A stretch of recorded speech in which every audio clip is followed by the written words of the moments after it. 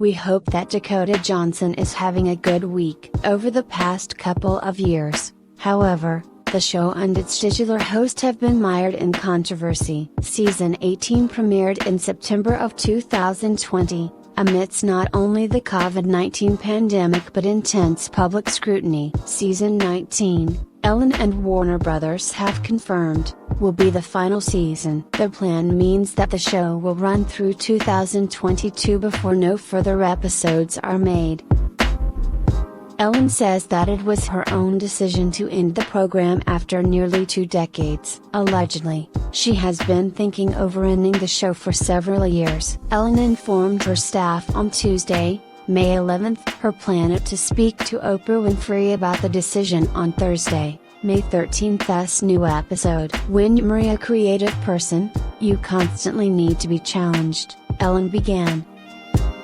And as great as this show is, and as fun as it is, it's just not a challenge anymore, Ellen claimed. Warner Brothers Unscripted TV president Mike Darnell also weighed in. He called the series an absolute phenomenon, and as recently as April was still hoping that she'd change her mind. For nearly 2 decades now, the Ellen DeGeneres show has been a landmark of daytime talk television. At first, the series struggled even to launch. Even so, Ellen quickly became a touchstone of middle-of-the-day jubilation for talk show viewers. The series was known, more than anything, for sometimes awkward dancing. Ellen also hosted games with guests and gave away a sizable fortune in the show's 18 years. $70 million in charitable donations and over $300 million in audience giveaways makes a lasting impression. Ellen was also a trailblazer in terms of LGBTQ+ equality. When she came out as gay in the 90s, the bigoted backlash nearly destroyed her career.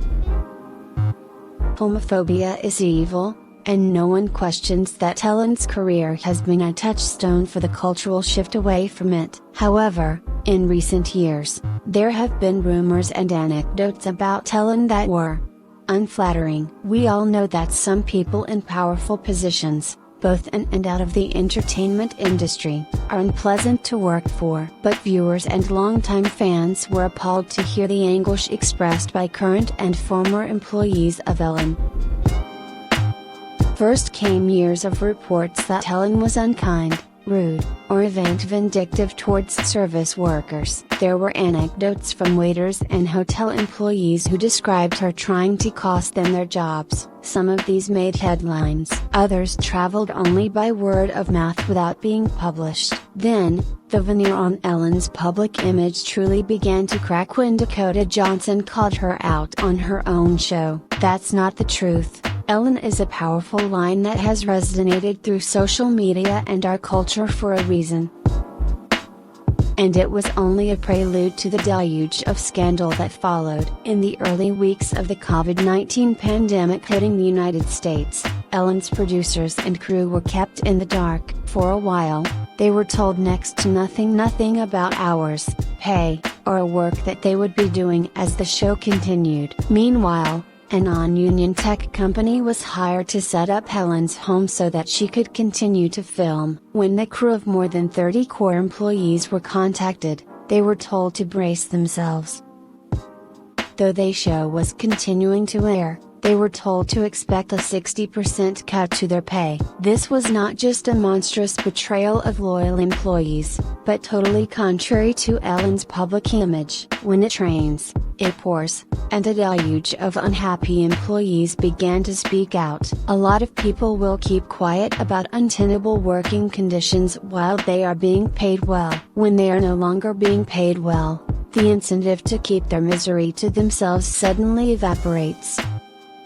Stories of yelling, of verbal abuse, of people walking on eggshells and afraid to take sick days made headlines. While many current employees spoke on the condition of anonymity, former employees from guests to producers spoke even louder. It was a fiery scandal, seeming to confirm what many had believed for years, that Ellen was not the cheery, smiling person she pretended to be on screen. Of course, celebrities spoke out in defense of Ellen. Many of them described her as warm, caring, and all of the things that she seemed to be were on camera.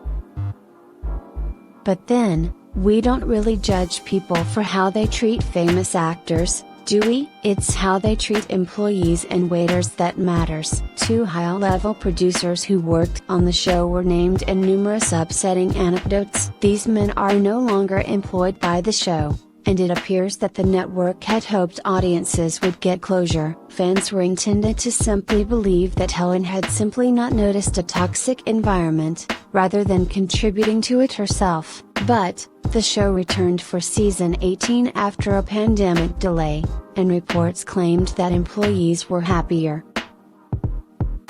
Maybe they were. Maybe things really did improve after an avalanche of public scrutiny. Guests returned to the show as if no one had heard a thing about Helen being a nightmare boss. But one thing did not return: the ratings. Following the allegations, the show lost as many as 1 million viewers.